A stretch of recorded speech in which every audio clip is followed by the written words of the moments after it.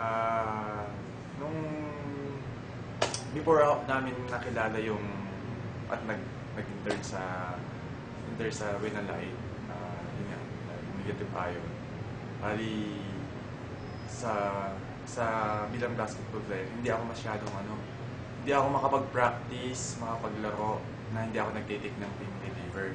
Yan yung cut-up lang. So, yun, talagang malungkot ako noon. Parang gusto ko na mag-retire after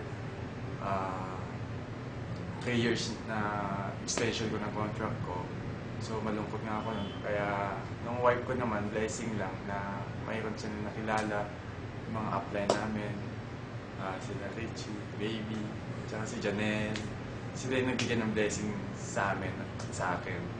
Lalo na nagkaroon ako ng yung hope na lalong tatagal pa yung career ko.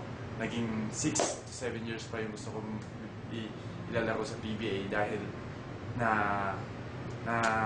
nawala yung lahat ng mga sumasakit sa paa ko. Yung kayang niyang pagalingin, like yung mga namamaga, mga sore na sa tendon ko. So nung naano ko ngayon, talagang wala na akong choice na gamitin, although hindi ako naniniwala before. Kasi talagang black kami sa mga ganyang mga bagay. Pero wala na akong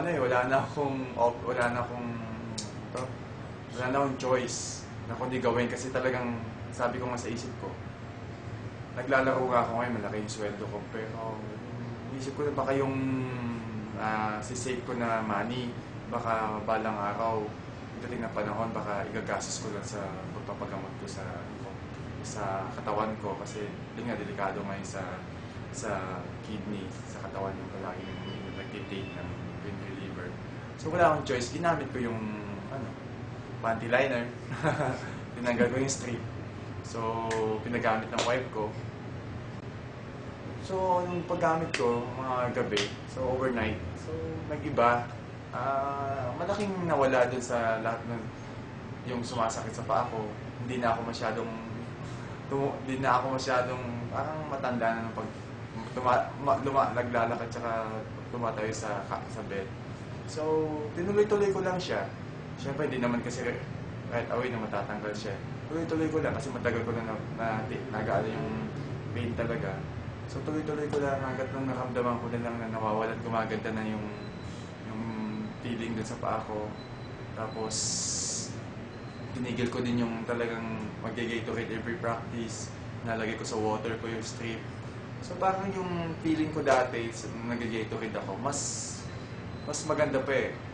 Kasi natural water, tapos yung energy na binibigay ng Gatorade, parang mas maganda pa yung yung binibigay sa akin ng yung liner, yung ion.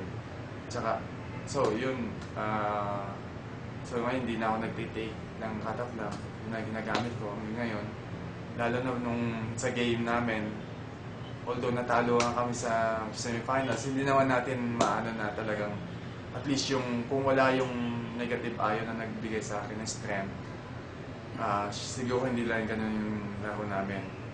Hindi yung ganun yung nilaro ko. Kaya kung ako sa inyo, yung mga nagtatago na nahihiya na magsuot ng panty liner, isuot nyo na dahil mas maganda talaga kung gumagamit ka ng panty liner.